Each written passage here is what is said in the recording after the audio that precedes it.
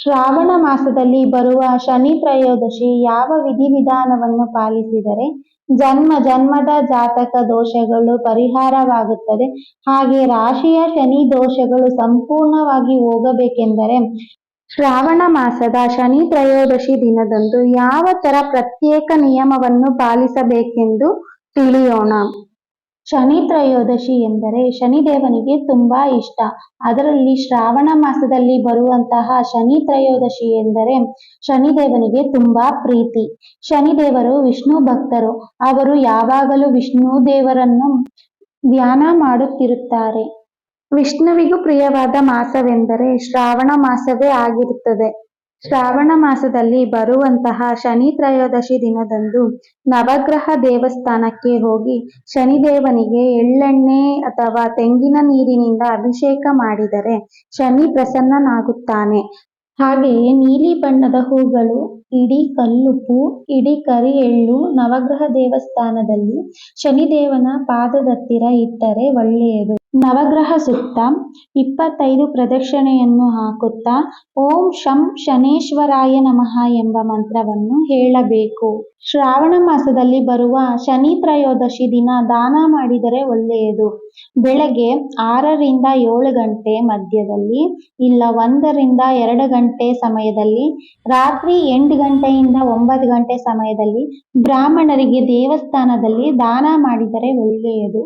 ಅದು ಏನೆಂದರೆ 1/4 kg ಕರಿ ಎಳ್ಳು, ಒಂದು ಸ್ವಲ್ಪ ಹತ್ತಿ ಮತ್ತು ಅರ್ಧ kg ಹೆಸರು ಕಾಳು ಇವೆಲ್ಲ ಕಪ್ಪು ಬಟ್ಟೆಯಲ್ಲಿ ಕಟ್ಟಿ ಬ್ರಾಹ್ಮಣನಿಗೆ ದಾನ ಮಾಡುವುದರಿಂದ ಜಾತಕದಲ್ಲಿ ಇರುವ ಶನಿ ದೋಷ ಹಾಗೆ ರಾಶಿಯಲ್ಲಿ ಇರುವ ಶನಿ ದೋಷವು ಸಂಪೂರ್ಣವಾಗಿ ತೊಲಗಿಸಿಕೊಳ್ಳಬಹುದು.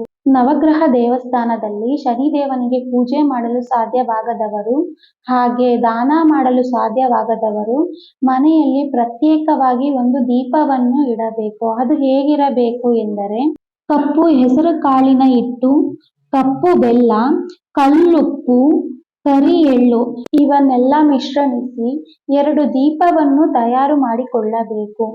ತುಪ್ಪ, ಹರಳೆಣ್ಣೆ, ಎಳ್ಳೆಣ್ಣೆಯನ್ನು ದೀಪಕ್ಕೆ ಹಾಕಿ 4 ಬತ್ತಿಗಳನ್ನು ಒಂದು ದೀಪದಲ್ಲಿ ಇರಿಸಿ ಮತ್ತೊಂದು ದೀಪಕ್ಕೆ 4 ಬತ್ತಿಗಳನ್ನು ಹಾಕಿ ಹೀಗೆ 8 ಬತ್ತಿಗಳ ದೀಪವನ್ನು ಪಶ್ಚಿಮ ದಿಕ್ಕಿನತ್ತ ಇಡಬೇಕು. ಹೀಗೆ ಮಾಡುವುದರಿಂದ ಜಾತಕದಲ್ಲಿ ಇರುವ ಶನಿ ದೋಷಗಳು ಹಾಗೆ ರಾಶಿಯಲ್ಲಿ ಇರುವ ಶನಿ ದೋಷಗಳು ಸಂಪೂರ್ಣವಾಗಿ ಕಳೆದುಕೊಳ್ಳಬಹುದು. ಹಾಗೆ ಸಕಲ ದೇವತಾ ಸ್ವರೂಪವಾದ ಗೋಮಾತೆಗೆ ಎಳ್ಳು ಮತ್ತೆ ಬೆಲ್ಲದ ಆಹಾರವನ್ನು ನೀಡಿದರೆ ಶನಿಯು ಪ್ರಸನ್ನನಾಗುತ್ತಾನೆ. ಹಾಗೆ ಕಾಗೆಗೂ ನಾಯಿಗೂ ಆಹಾರವನ್ನು ನೀಡಬೇಕು. ಹಳ್ಳಿ ಮರದ ಸುತ್ತ ಪ್ರದಕ್ಷಿಣೆಯನ್ನು ಹಾಕಬೇಕು. ದಶರಥ ಶನಿ ಸ್ತೋತ್ರವನ್ನು ಕೇಳಬೇಕು. ಶಿವಲಿಂಗಕ್ಕೆ ಕರಿ ಎಳ್ಳು ಬೆರೆಸಿದ ನೀರಿನಿಂದ ಅಭಿಷೇಕ ಮಾಡಿದರೆ ಶನಿ ಪ್ರಸನ್ನನಾಗುತ್ತಾನೆ. ಈ ಮಾಹಿತಿಯು ನಿಮಗೆ ಇಷ್ಟವಾದಲ್ಲಿ ಲೈಕ್ ಮಾಡಿ, ಶೇರ್ ಮಾಡಿ, ಸಬ್ಸ್ಕ್ರೈಬ್ ಆಗಲು ಮರೆಯದಿರಿ.